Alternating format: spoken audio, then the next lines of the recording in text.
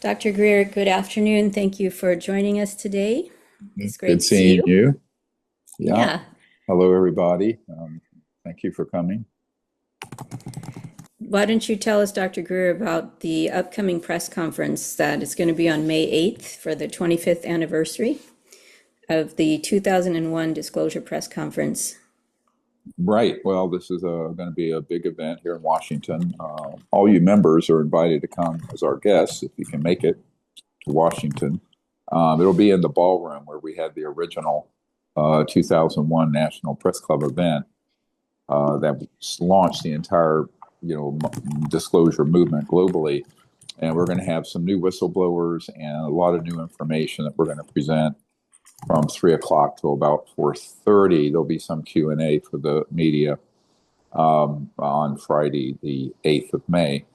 And so we're also having an event here in DC on the 9th, but the seats for that are already full. But you can get on, excuse me, online with the webinar we're going to do. So that'll be exciting. And I think that a big part of this is because, it's the 25th anniversary, but after the president ordered the Secretary of War, Hexteth, to look into this, and then yesterday in Phoenix, he said that there'll be a lot of information being released very, very soon.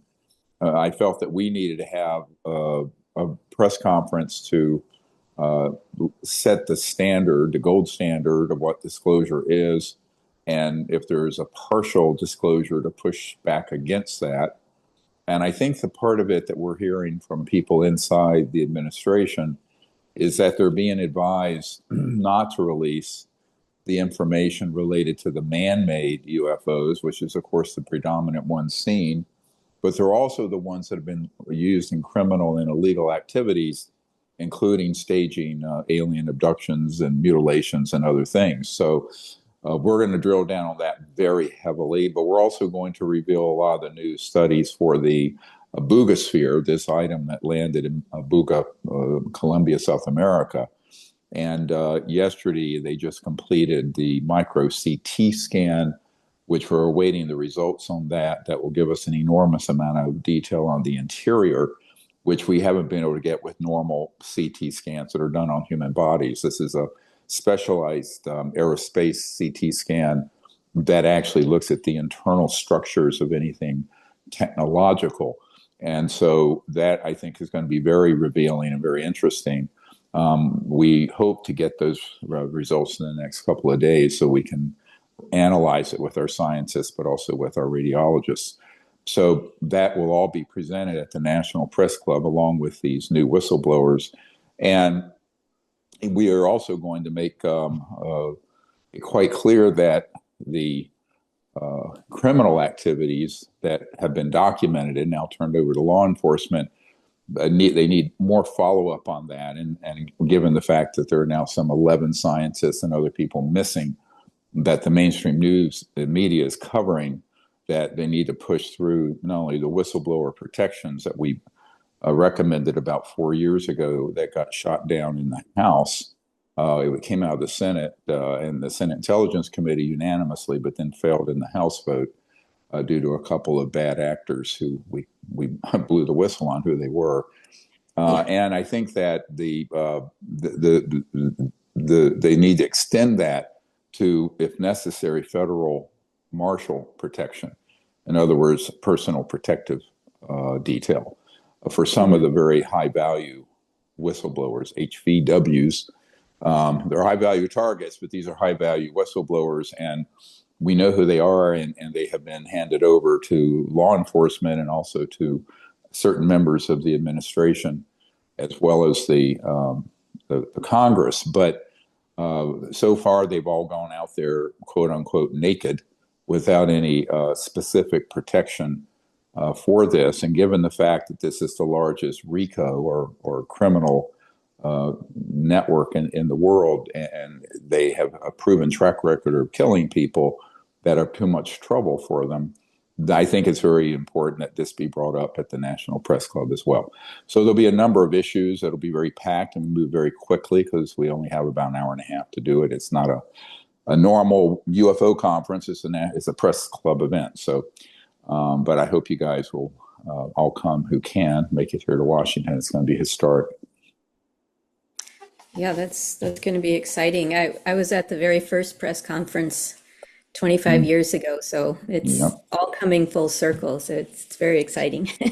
Yeah, and it's all coming. I mean, if you look at the result of what's happened, of course, I get asked all the time by media, when do you think, disclosure will happen? I said, well, I thought it was going to happen in the summer of 1994 after we had briefed the Clinton administration and they were drilling down very heavily on it. And here we are 32 years later, and we're making a lot of progress. But the big risk is that it comes out either falsely with a false alien threat narrative, or as the vice president, J.D. Vance, said a few weeks ago on the Benny Johnson show, that these are demons, which I got immediately back on Benny Johnson's show, which he's a good friend of the vice president's. And I said, this is absolutely not the case. And we need to avoid that sort of language, because the last thing you want to do is pivot this thing towards superstitious claptrap or holy war, or that they're, an alien threat from outer space, like Werner von Braun warned us about in 1974, being staged. And now, luckily, recently there was a general who had been national security advisor to the president in his first term, Mike Flynn. And General Flynn and I have met extensively, and he recently posted a warning about this false flag scenario. And I was very gratified to see him do that. We're trying to get more and more people educated about that. So in case they do pull a stunt with a false disclosure or a frightening disclosure or what have you, that we will have other voices besides my own warning about it, because 100% of the UFO subculture has bought it hook, line, and sinker about abductions and mutilations. And as you all know, recently, a former Congressman, Matt Gaetz, was talking about the hybridization program, where military programs have taken extraterrestrial genetic material and combined it with human material. Right. Now, the provenance of the guy who told him that, it turns out, is in question, but the information is correct. And we've known about this since the 1990s. And there's another point where people are saying, I know that other members of Congress recently have said that some of these atrocities that have been going on in deep cover black projects are very worrisome. And they can't talk about some of it because it's been provided in a skiff, whereas I can, because even if I've gone in a skiff, I don't sign a non-disclosure agreement, whereas the Right. members of Congress do, which is a strange situation for myself. But it's sort of sui generis, I think they'd say in the legal term. But I that's what we're want to be sure that as all this is rolling out, that we keep this information flowing and get more and more whistleblowers who have dealt with directly the man-made devices and their criminal activities, that have been involved, including child trafficking, human trafficking, drug running, uh, targeted assassinations, kill lists, sort of things like wet works. And all of that, which is now being talked about more and more openly in the media with these missing scientists. And so, that's, in fact, I just did an interview for some network yesterday about this. And I think it's important that everyone asks people to tune in on this National Press Club event. And also, more importantly, the webinar on May 9th is going to have way more information, because we're going to have 4 hours to unpack things instead of only, an hour and 10 minutes with 20 minutes of Q&A. So Right. I hope you'll get people to sign up for that, because people get a lot more detailed information there. Yeah, and it's to commemorate our 25th anniversary, it's only $25 for the webinar, so Right, it's pretty good. right. It was so, what I know, it's coming out so much now about these missing scientists, but this is sort of a concentrated time that, they've gone Mm-hmm. missing, but this has been happening for a long time. I mean, there was Amy Eskridge and Eugene Meloff and so many others, that have been Sure. killed. Right. Now, people I've known over the years that have been killed or disappeared or died, quite obviously, by being scrubbed or burned, like they do a burn notice. Now, one of the things I mentioned yesterday, it was, I think, Fox Digital, their global digital news, and I was being interviewed yesterday. And I said, you have to understand, this has been going on for decades. And I've directly known of people who have been killed. And I said, if you look at the Lost Century, the documentary we did about the energy technologies being suppressed, we documented there a number of people who were just flat out killed, who were civilians. They weren't even working in a covert program and wanting to come forward as whistleblowers. They were simply, inventors and scientists or people who stumbled across, how to do the electromagnetic fields in a way that resulted in a free energy system, and they were killed. So I think this is something that we have brought up many times to federal law enforcement and members of Congress, that something like this you really can't sit on. It's kind of good now that sunlight is the best disinfectant. That even the mainstream media is shining a light on that problem, and there are Yeah. members of Congress openly talking about it on major mainstream media shows. So I think that's a good thing, because even though it's a little spooky for people, they're beginning to realize the scope of the problem that I've been facing. And in terms of, I have to thread this needle of asking people to come forward, but I don't control the Federal Marshal Service or FBI or anyone else to extend a security detail to them. Now, what we have done, there are people in the system that once someone surfaces, we can ask them to put an electromagnetic surveillance around them. And that if anyone does threaten them, we capture that, and those people can then be arrested or tracked and tracked back to who's giving those orders. Because Hmm. obviously there is a chain of command of people involved in these criminal operations, and extrajudicial killings, as they're called, the kill list, or wet works operations. And I also revealed that there are some very high value whistleblowers that wanted to come forward about 3 years ago, and from out west at a covert black site.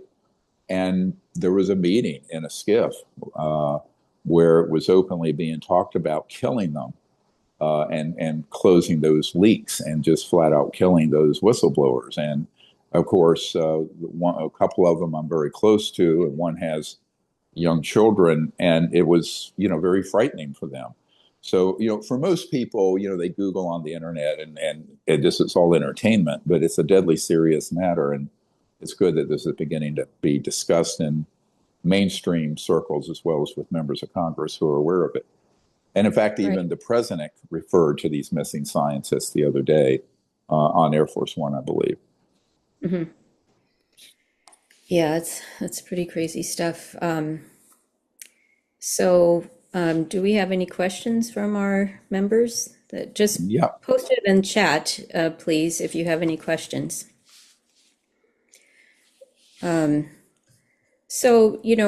Everyone is talking about disclosure now, but the thing nobody's talking about is CE5, because obviously you are the Mhm. man for CE5. So how, how is that going to help pivot things to the future? Because really, I mean, Mm.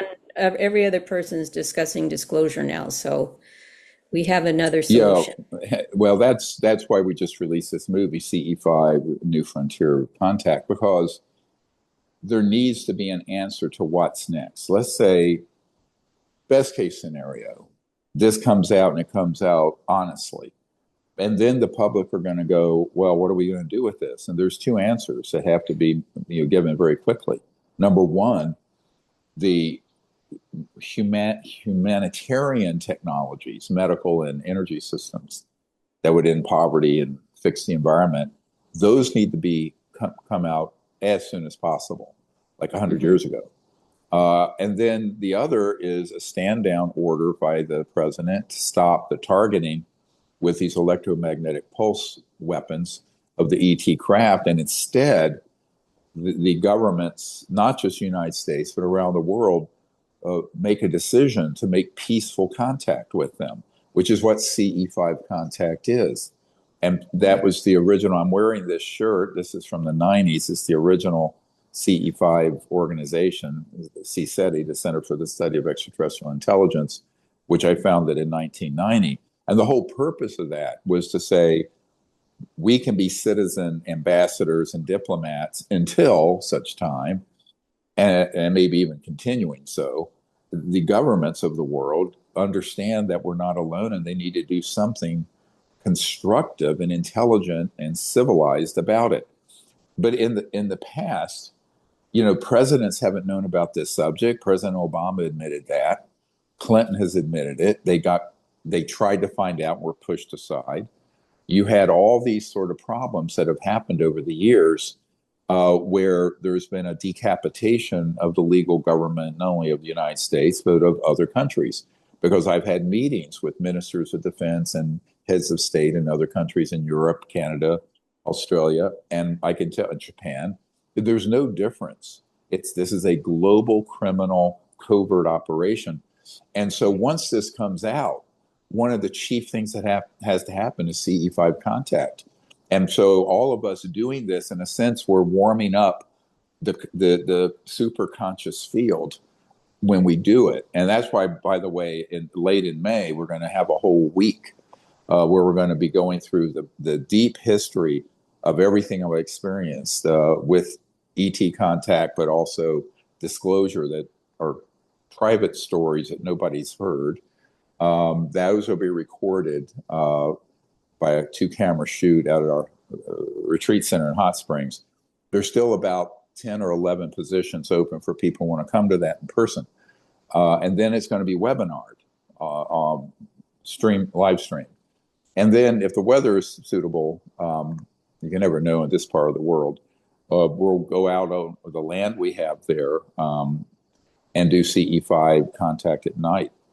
And we're also going to do a big event for the public for about 350 people on a mountain there in the Blue Ridge Mountains outside of Charlottesville, Virginia, and at the end of July.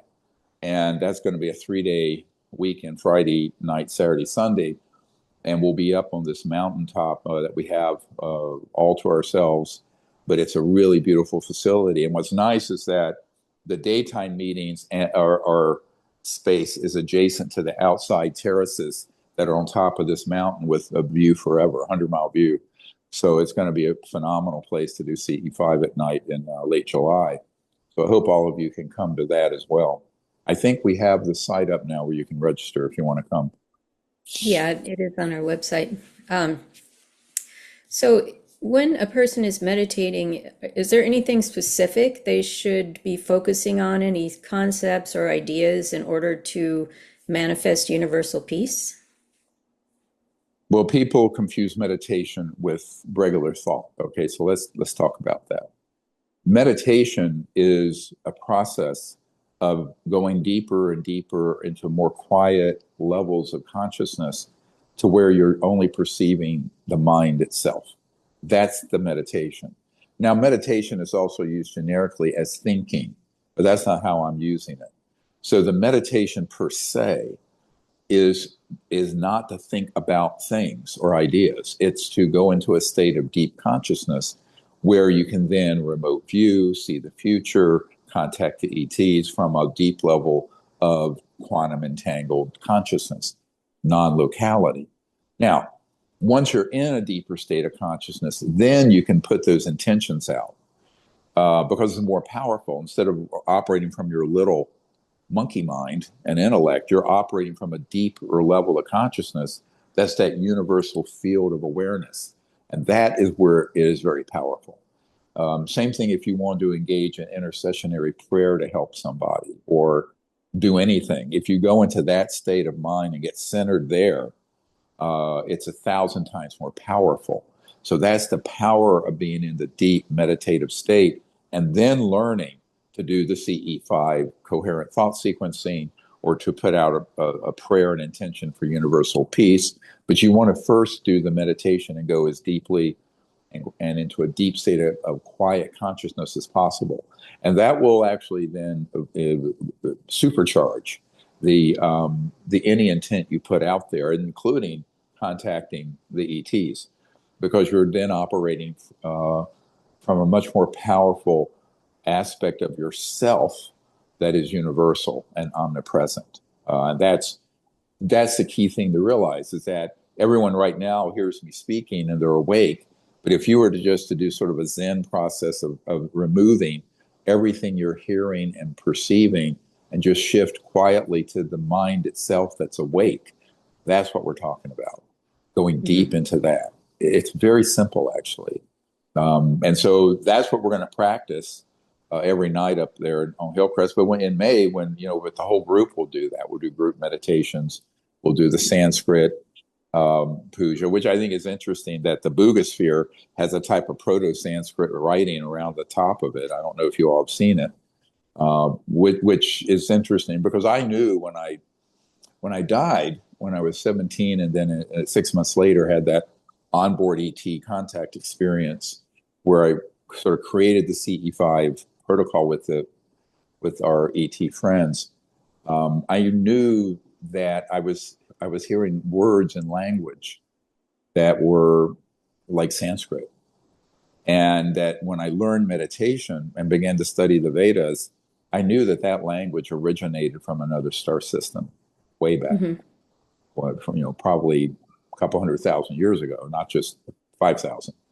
But and then to see it on this Buddhisphere, which is 12,560 years old, is really quite interesting. And it, in a sense, it didn't surprise me, but it was sort of confirmatory of what I had always sensed and seen and remote viewed, but which is quite exciting. It is, and there's so many more sightings of these spheres in all different places around the world. What are your thoughts on why they're suddenly being released now? Well, I think that there are multiple types of spheres. There are energetic orbs being seen that people call spheres. There are man-made spheres that people are confusing with the non-human ones. And then there are the ones that are the extraterrestrial ones, some of which may be more recent in terms of their arrival, doing surveillance of the mess we've made of the planet. Right. But I think these others, the one that we're studying and others like it, that appear to be activated in that area of South America, and the one that we did, get possession of, that's 12,500 years old.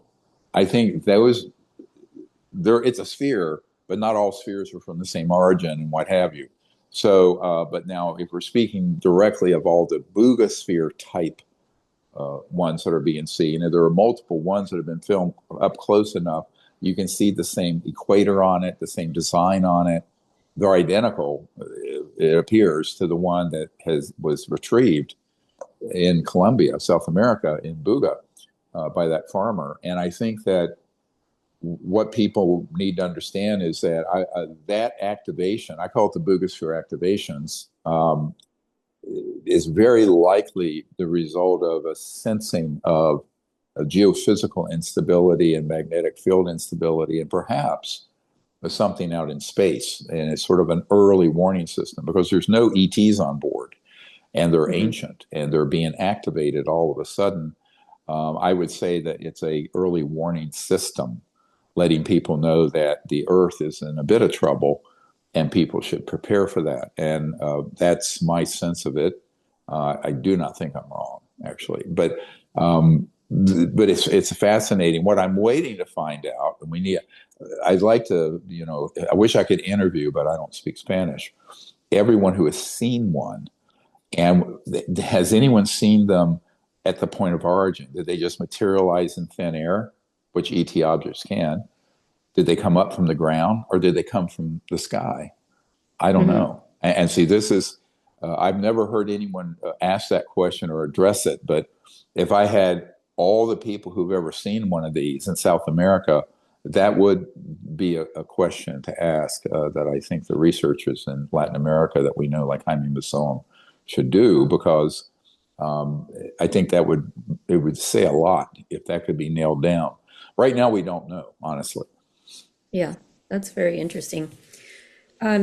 So if Trump actually is able to accurately release the truth about the Hmm. UFOs and release these files, isn't that's probably going to greatly improve his legacy as a president? Wouldn't you agree?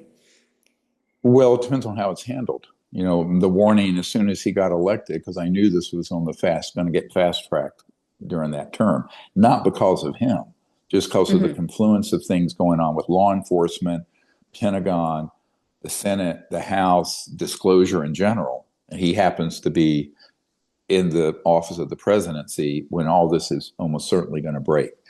Uh, that if it's handled badly, it'd be ruinous. It'll be 1,000 times worse than the mismanagement of COVID or what have you, or the missteps that led up to 9/11. On the other hand, if it's handled well, it would be a unifying and pivotal moment in human history.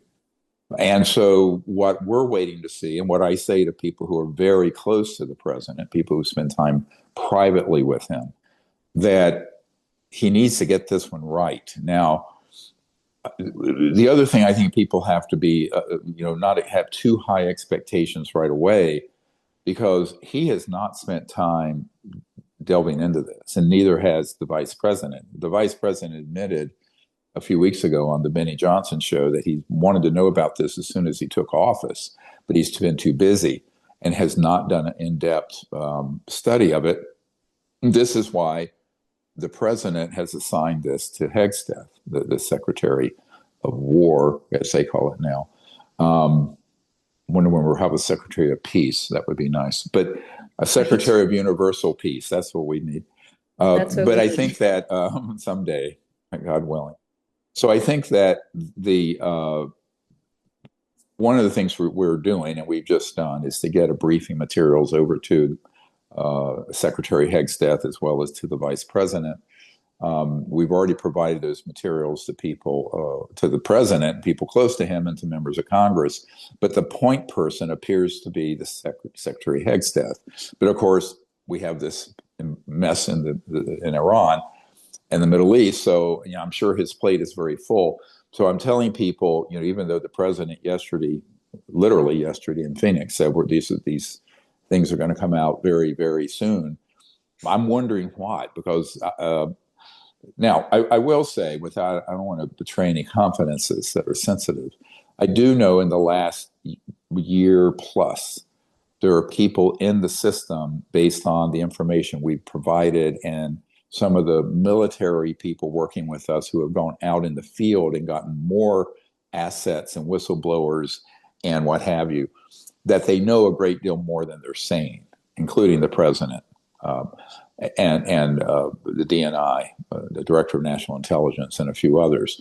So the question is, how much of that will they reveal? I know that Bob Bigelow of Bigelow Aerospace, that's now closed, has recommended. He's very good friends with the president, that he do a soft disclosure and leave most of the information out, because people like him who are involved in projects that have turned out to be quite illegal and have squandered a lot of tax dollars. I think they don't want the whole story to come out, including the fact that we have been building with black budget funds without the approval of the Congress or the president for decades, the man-made UFOs, by reverse engineering them. Now, this is a multi-trillion-dollar problem over the last 70 years or so, since Eisenhower was pushed aside in the mid 1950s. So the question is, how much of that will they acknowledge, and how much of the information they disclose will be things that look scary that aliens did that were actually done by psychological warfare operations out of the CIA working with these corporate aerospace giants that we know about.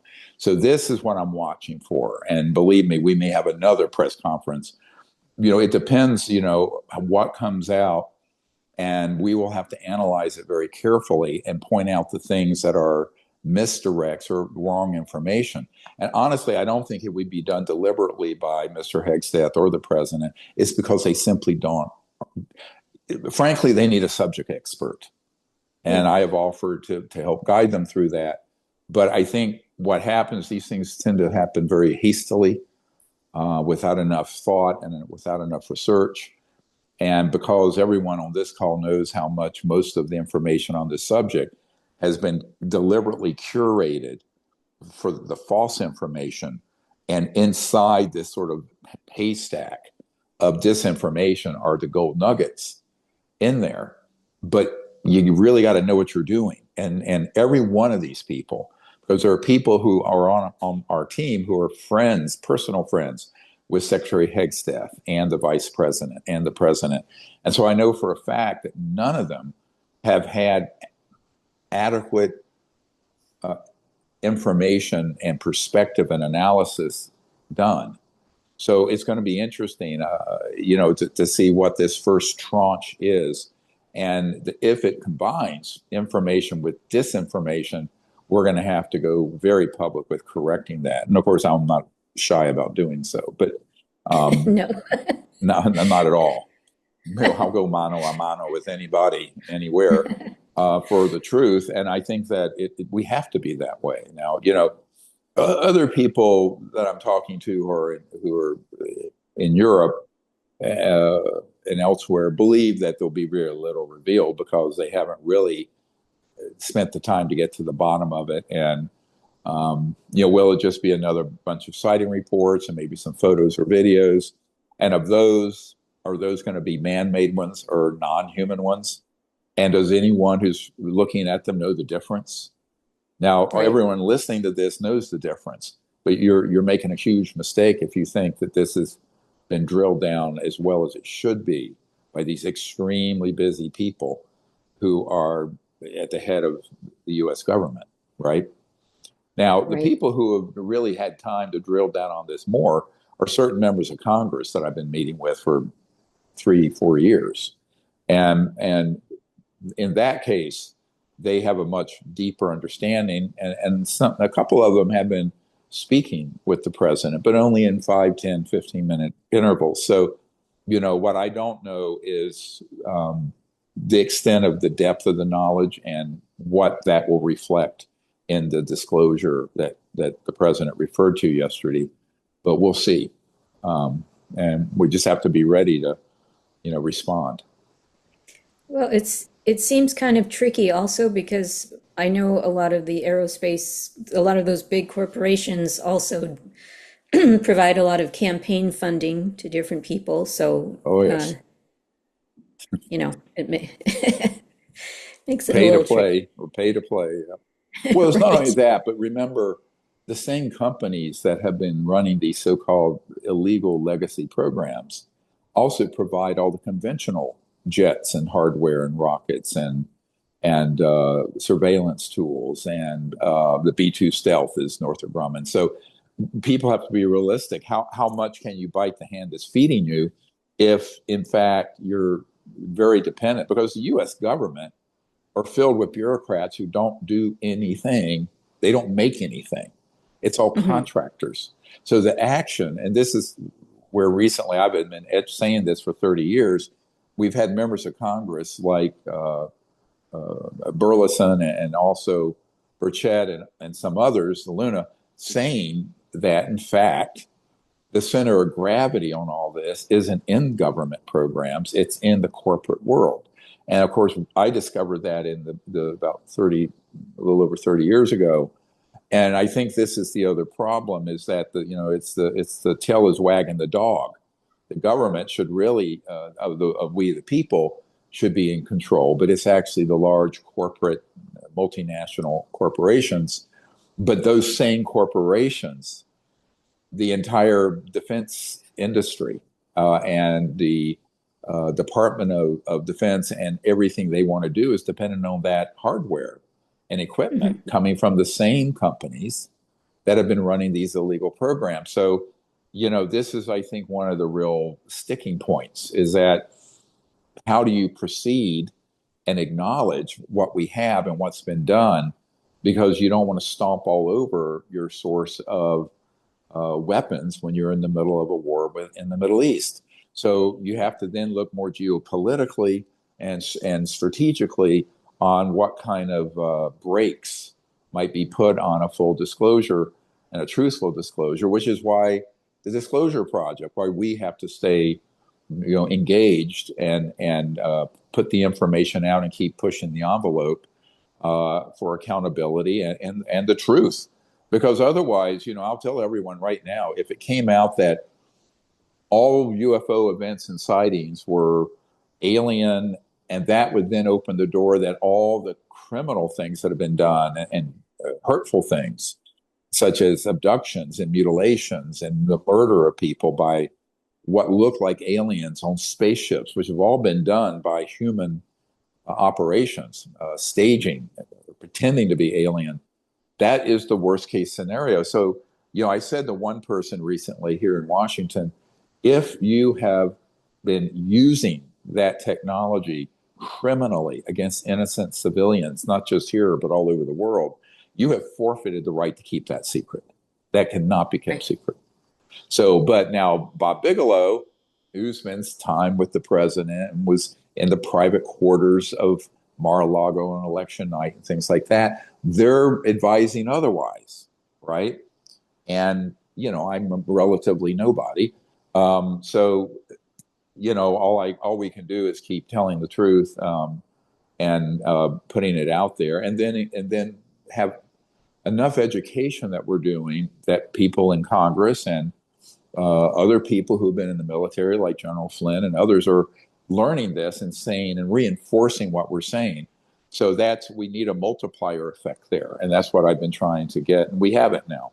So we'll just have to see. It's very dynamic. I think people should be prepared for this being a pretty wild ride. Yep. Are you aware of any persons in the UK that were, taken out, let's say, or disappeared because they were trying to bring this subject forward? I do know that has happened. I don't. I'm trying to think if I know the names of any. Years ago, one of the early disclosure witnesses was a guy named, had been military intelligence in the United Kingdom, named Gordon Crichton. And he published Flying Saucer Review, FSR, which was a very good journal. And he told me that, yes, there had been people that if they're too much trouble will be erased and removed. And he knew of those.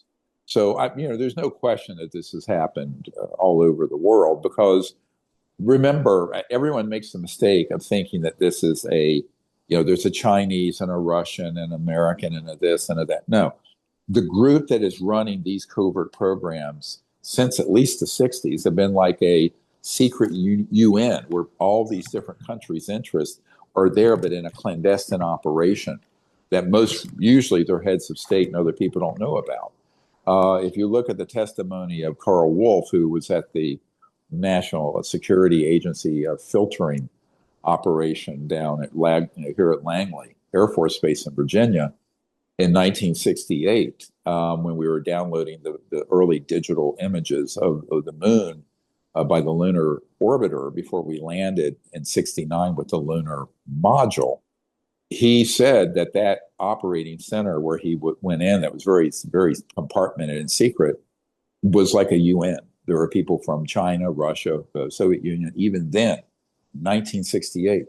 So the hardest thing I've had in Washington and in other countries is to get people to understand, yes, there are compartmented, code-named SAPs, special access projects that are illegal, black ones, unacknowledged in governments, but those are actually tied together at a more integrated level that evolved in the late 50s and 60s that involve all of these countries. It's not just one. And so everyone's still looking at it with a geopolitical map in their head. And I said, no, you need to look at this as a criminal transnational organization. It's a TINCO, transnational criminal organization. Like large, international drug cartels or large international human trafficking cartels. But this is the granddaddy of them. And so I think this is the problem is that people it's a paradigm adjustment, to think of it that way. And it's been the hardest thing for me to get people to comprehend, really understand it. That it really doesn't matter what country. It's same thing. If you wanted to invent a free energy device and thought you could keep it secret and patent, move to Brazil, there are assets in the Brazilian job. They're going to come out. They're going to kill you. I mean, this is a global operation, and for this organization, there are no national boundaries. They just move across them like they're not there. So, I Right. mean, by the way, even our top special forces guys, I know that's what they do. They can go in and out. No one knows they were there. But imagine at this level, the kind of technology they have, the object like Michael Herrera saw that was a 300-foot diameter octagon that went from hover to 100,000 miles per hour over the horizon in 1 or 2 seconds. And that's man-made. So, Hmm. you're not going to be tracked on radar, and you're not going to be you're not going to be interdicted by an F-18 Hornet, right? Not going to happen. Right. So this is the issue, and this is something we know that there have these objects that are man-made UFOs have been tracked in Russian airspace in China. One was actually downed in northern Iran and had to be blown up on the ground in situ, right where it landed.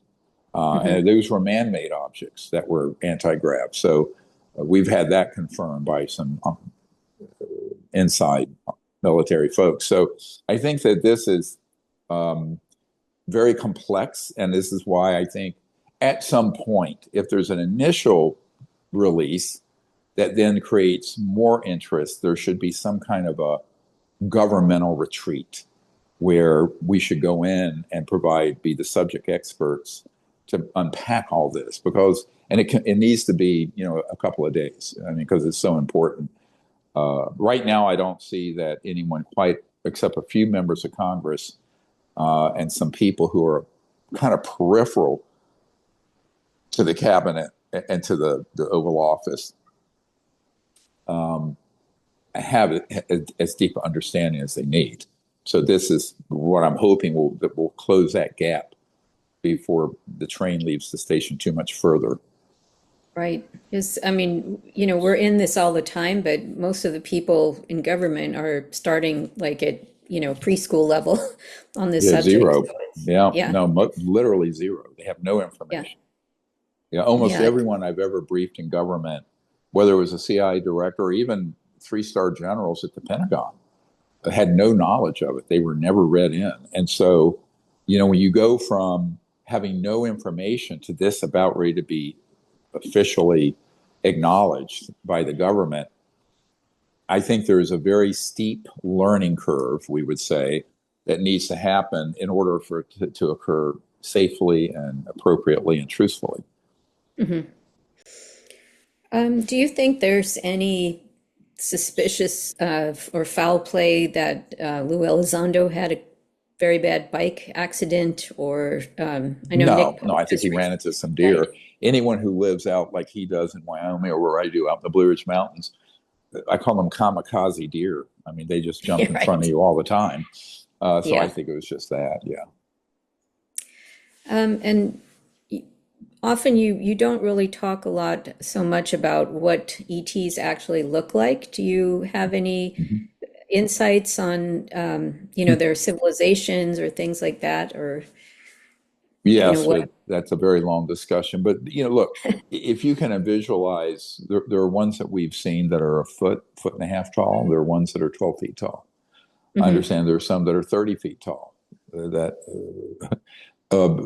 they're from a myriad of star systems and planetary systems with different biological and gravitational and solar energy, um, you know, environments that would lead to different evolutionary paths.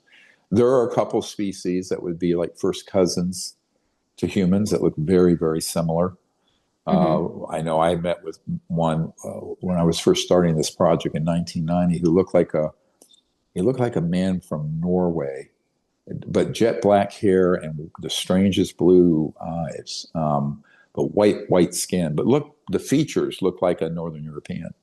Hmm. And then, but on our CE5 expeditions, we've well, you took a picture of of Bijou, and then the healer has this sort of the praying mantis shaped triangular head with sort of a little beak, um, and so there are all kinds of different species. Now, keep in mind that a lot of the ones that people have encountered in abductions are the hybrid man-made.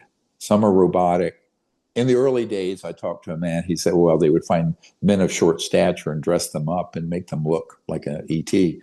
But there are many of the ones that people have encountered are actually weird, man-made, creepy things, kind of like a Frankenstein, meets space age sort of story, and that's real. And I've known about these so-called programmed life forms that are biological, but they have integrated circuits in their cerebral cortex, and they're controlled by humans. And Hmm. those are then used in mutilations and abductions and all kinds of weird stuff. So I think people need to understand that, you know, one of the problems with all of this coming out, it's going to come out on the coattails of 70 years of very well orchestrated psychological warfare information, disinformation, staged fake alien events, staged abductions. You have people like this Gary Nolan, who took a ton of money from the CIA to be documenting head trauma and brain injuries done by the aliens during abductions. And of course, every one of those people he's studying have been victimized by humans using these advanced technologies to make them look alien. And we know Right. this. But is the president going to know this? Is Pete Hegseth going to know this? Is the Hmm. DNI going to know this? Now, I have been very explicit about this with key members of Congress that I've had a lot of private time with, and with people who are very close to the president and are personal friends.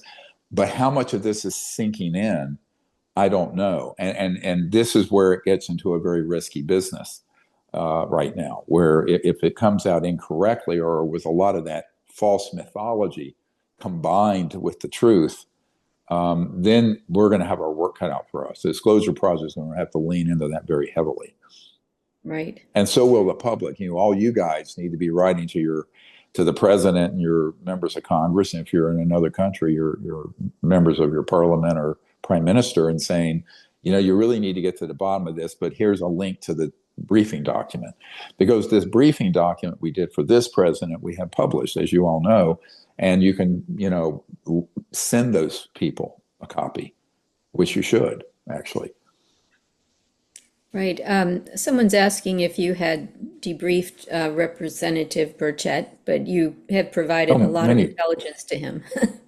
Oh, yeah, many. Oh, yeah, for years. Yeah, I've been Yeah. providing information to him for 4 years. I don't know, a Yeah. long time. Yeah, Yeah. yeah. Well, and he's, he is dive or deep dive, and then Congressman Burleson. Now, I've also met with Ogles of Missouri, and I've had long discussions with Moskowitz, who's a Democrat from Florida, who's on the House Oversight. So yes, of course. I mean, the people who are right hand to Marco Rubio, I've worked with for 2 or 3 years, and he is now Secretary of State and National Security Advisor. He's wearing two hats. So yeah, there's a lot of information that has been given directly by me meeting with these people. I'm here in Washington now. I'm here because Demi Lovato Thursday night was playing at the Capital One Arena. It was packed. It was great, and she's a very big supporter of CE5 and what we're doing in Disclosure. So I went backstage and we hung out for a while before her show, and then I got to see her show. I'd actually never seen her perform. She has an amazing voice. But That's very cool. yeah, it was fun. We had fun. Yeah, we put the picture up on social media, so of you guys Oh, that's backstage. right. Yes. Yeah, that's right. Yeah, backstage hanging out. She had the green room for the celebrity candles, and it was beautiful. It's like, oh, I wish we had time to meditate.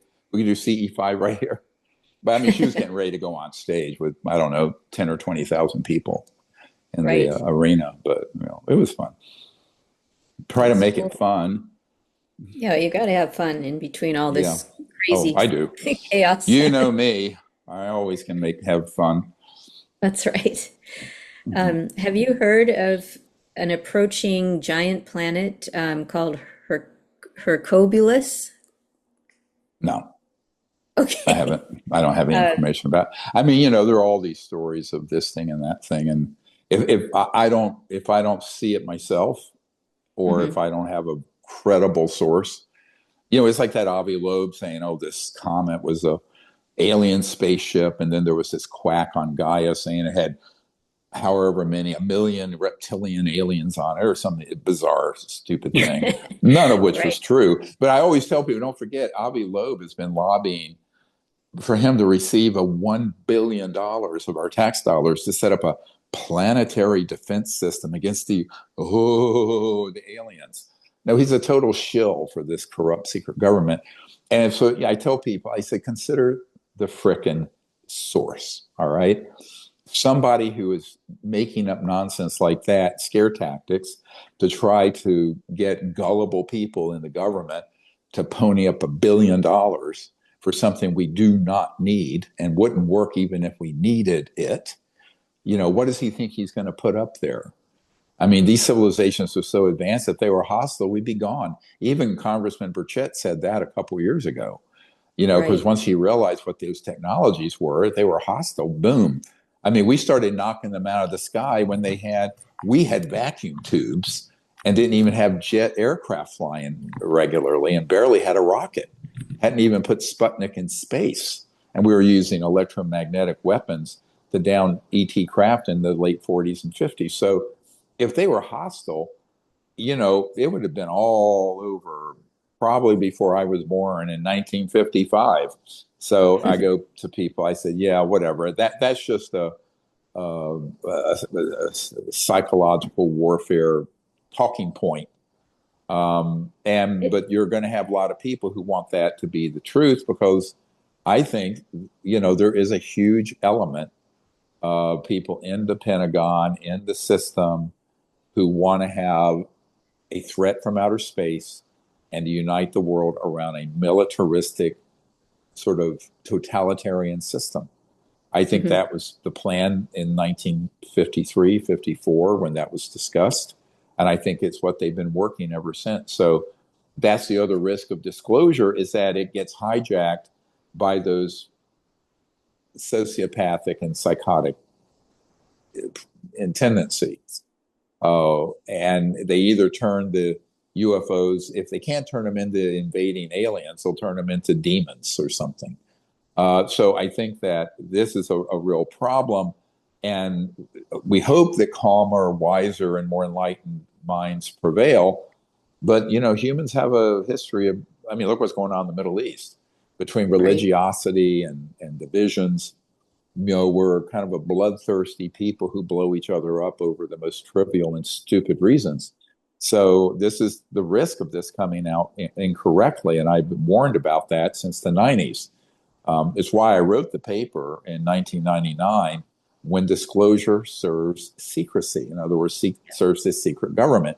It has to be done properly and carefully, hopefully, with a positive view of the future, a positive view of contact, CE5 contact, but also a positive view of a payday, a peace dividend for these technologies that would revolutionize the world and create a whole new world without any poverty or pollution in one generation. It would be a whole new planet.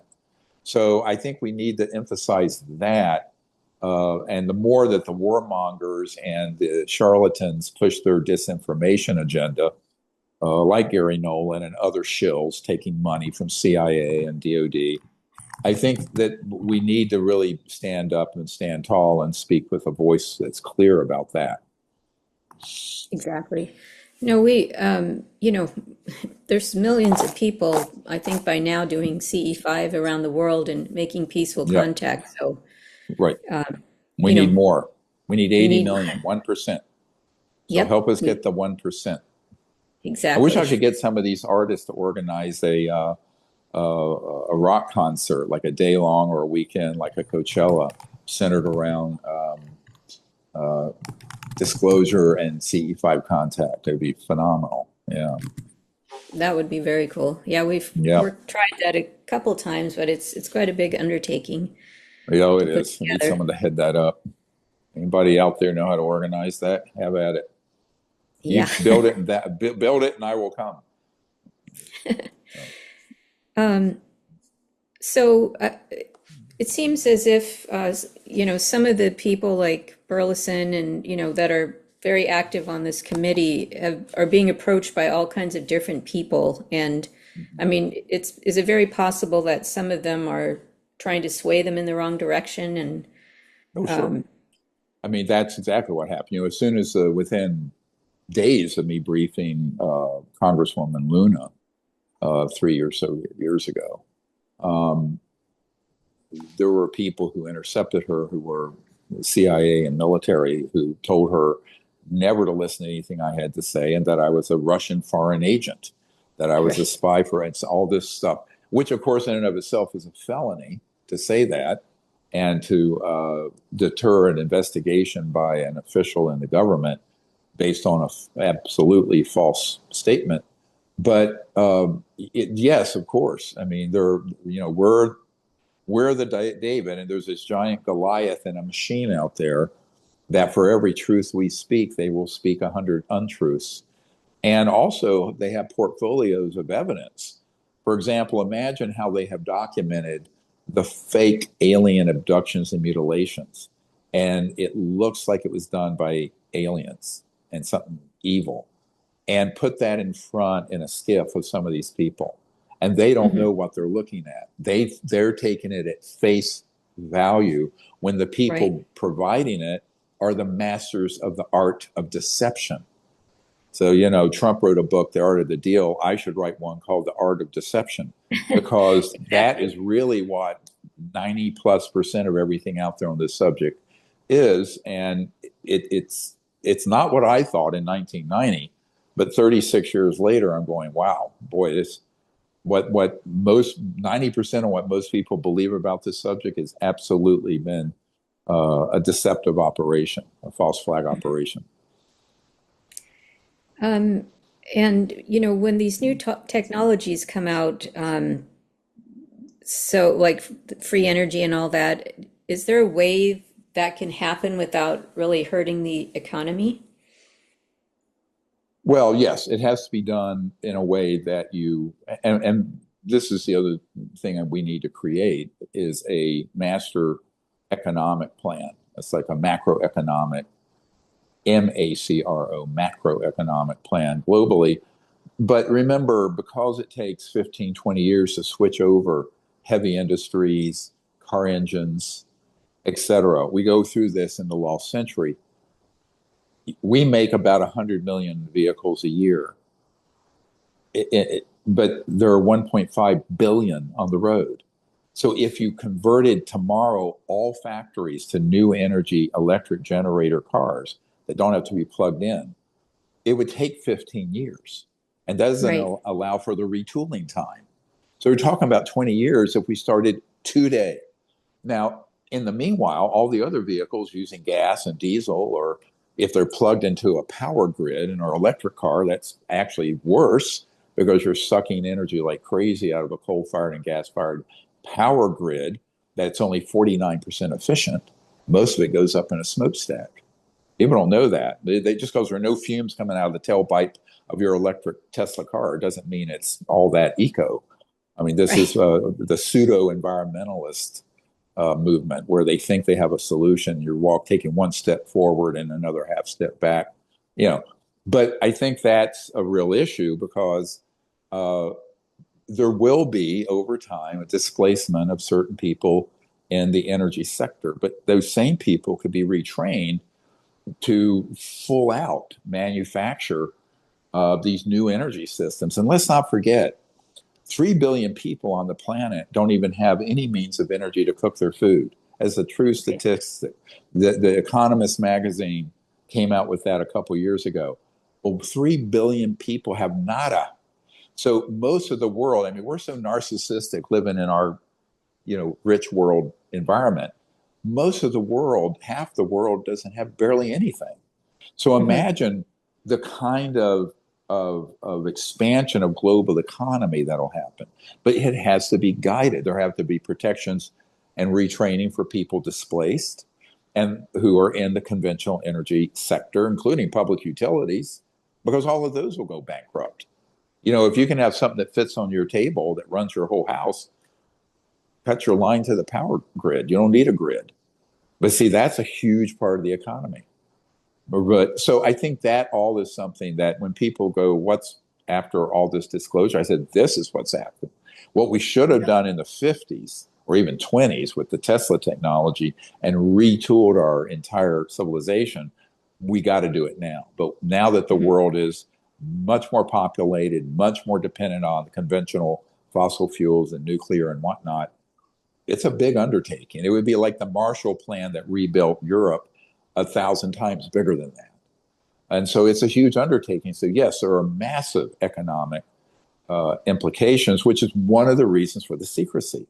And one of the Yeah. reasons why they don't want to acknowledge we have that technology, because nobody, it's interesting. Back when baby Bush, George W. Bush was president, I was meeting, the White House is right here. I can see, and I was meeting at the University Club with this old hand who was in the Bush family, this old guy, and he says, look, whether you're liberal or conservative, when you get into 1600 Pennsylvania Avenue, the White House, you govern as a conservative, meaning to conserve the status quo, because the change attendant to what this is, if it's done properly, is huge. It's an enormous undertaking. We're talking a retooling and a recreation of the entire energy grid and technological basis that runs the entire planet Earth. So yes, it's huge. And then on top of it, you got to figure out, how do you make peaceful contact with these civilizations? So yes, I tell people an official disclosure on this is when things really start.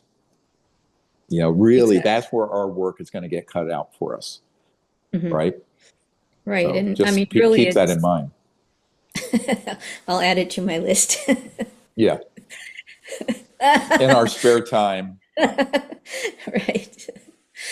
Yeah. So it really comes down to a courage issue for our leadership, Yeah. pretty Oh, much, yeah. I think. Because you got to damn the torpedoes full speed ahead and do it. But, it is hard, because I think that's why I know there have been a number of times where this almost could have come out, and a lot of the leaders get together and they're warned, it's too much change, too many implications, too many third and fourth order effects. Eventually oil won't be needed for anything but plastics and, synthetics, not for energy. And, you look at all the public utilities and power lines and all those companies, that's gone. That's going to be gone. And Hmm. eventually, in the second phase of this, when you bring out the anti-gravity, all the surface roads will be gone. Right. Well, look at how many trillions are spent globally on digging up and paving over the earth so we can roll along like we did in horse and buggies, but we just our own cars. That'll go away. Right. You cannot overstate what the implications of this are, and that's one of the reasons why it's been kept secret. People need to understand it. I recall this comical story. I was with back in 1993 in September. I was with Lawrence Rockefeller at the Rockefeller Ranch in the Tetons, the Grand Tetons. And they owned that whole range and gave it to the US government as a gift. But they kept out this beautiful ranch, with a lake and all that, and lodge. And I was there, and late one night, I was out on the deck with Lawrence Rockefeller, who is the brother of David Rockefeller of Chase Manhattan Bank, which is now JP Morgan Chase. And his nephew was Jay Rockefeller, Senator Rockefeller, chairman of Senate Intelligence. So, but he was the philanthropist in the family. He redid Williamsburg, Virginia, and the Esalen Institute, all these things.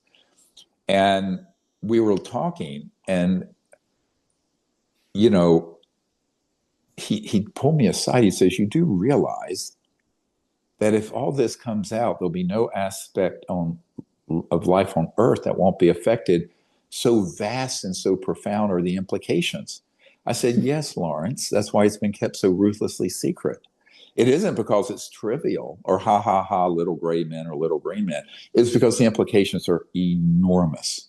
And I realized that very early on in early 90s after I did a deep dive on this and then, realized what would be so important about this that they would keep it secret from the president of the United States, where they would kill a president of the United States like Kennedy, where they would do Right. all this stuff, is because these oligarchs that run the planet with the current energy and financial system do not want this out, even if it means destroying the biosphere and leaving half the world in terrible poverty, which can only lead to war and terrorism because of the have and have nots.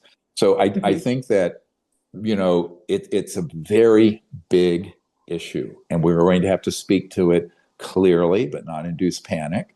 And then the governments look, we pumped out $10 trillion to prop the economy up during COVID for something that was nominally worse than a bad flu season. We can certainly make this transition if we put our heads together, but it does Right. have to be looked at. A very multidisciplinary, technological, macroeconomic, financial, a dollar system, energy systems, the commodities markets, the stock markets. No, I've thought all of this through. I mean, I don't leave any stone unturned, but those conversations we've talked about them. I've talked about them for years, but they, at some point when all this comes out, that is going to have to be joined seriously, right? Because it's a whole new world, and that's what Right. the ET told Colonel Corso when he says, "What's in it for me?" With all that, he said, the ET said, "A new world if you can take it." That was Yeah. 1956. I was a Amazing. toddler. Yeah. So I tell people, hey, it's time for us to take it. You know, I was a little Exactly. redheaded toddler running around. So I think that's why we have to, be understand that this is a vast undertaking. And I actually need to probably speak more to that, but you know, I don't want to get too far ahead of where most people are. Most audiences that I address are just trying to learn that there are real UFOs that are non-human, and there are man-made ones, and there's all these complex disinformation programs. I mean, you're really trying to get everyone up to a certain level of one and one is two before you Exactly. do calculus, advanced calculus. So, but I think that once this begins to be more officially confirmed, I think we're on that track. Then we're really going to have our work cut out, all of us. Yep. Well, Doctor, thank you so much for your time today. I think we're Thank you at the end of guys our. and all you members. I appreciate you guys supporting us and spread the word. We can do what the work we're doing because you guys help us, and I really appreciate your help. All right. Thank you so much.